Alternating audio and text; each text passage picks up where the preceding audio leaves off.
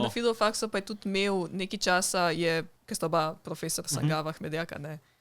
Moja mami ni mogla iti, ker se je slabo počutila, pa je rekla, ne moram zdaj ne iti, ker je ta prvi teden je zelo pomembno. In rekla, daj pa ti učiti namesto mene hiragano.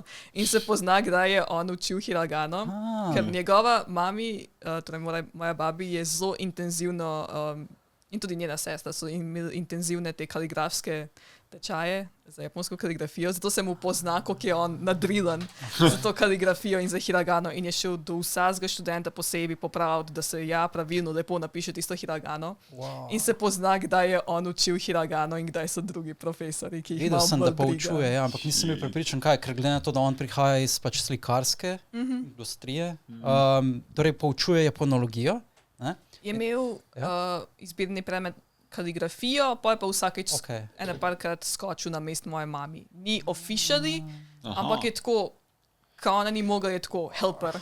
Ker je slikar, po mojem, kaligrafijo ful lepo, tako kot delaš čopičem v njim japonskem čopiču. Sej ima tudi performance kaligrafski na teh japonskih dnevih. Prav, oni gigantski čopič tu je pa. Ja.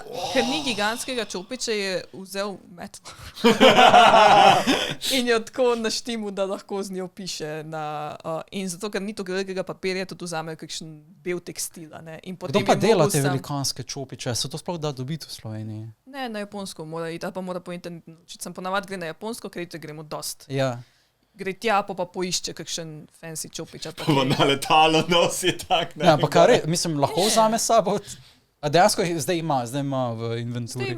Zdaj ima malo boljšo opremo, kot čista prvič. Čista prvič je imel eno metlo, ki jo je. Kdaj ti probala delati s tem? Kaligrafijo? Ali pa na kaligrafijo na splošno? Po osnovni šoli, ko sem imela kakšenkrat, ko ni bilo nobenega doma, kaj je on učil kaligrafijo, me je izvlekel, pa sem jaz zraven tistih študentov, da nisem bila tudi jaz tam kaligrafijo delala zraven.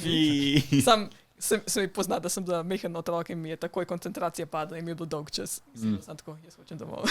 Kaligrafija je isto, kakor pri slikarjih. Vsak ima lahko nek svoj slog, ni nujno, da slediš nekim smernicam. Ja, ampak on je ni toliko intenzivno, bolj to osnovno izobrazbo, da najbolj te osnovne te knjižne, te kaligrafske tehnike.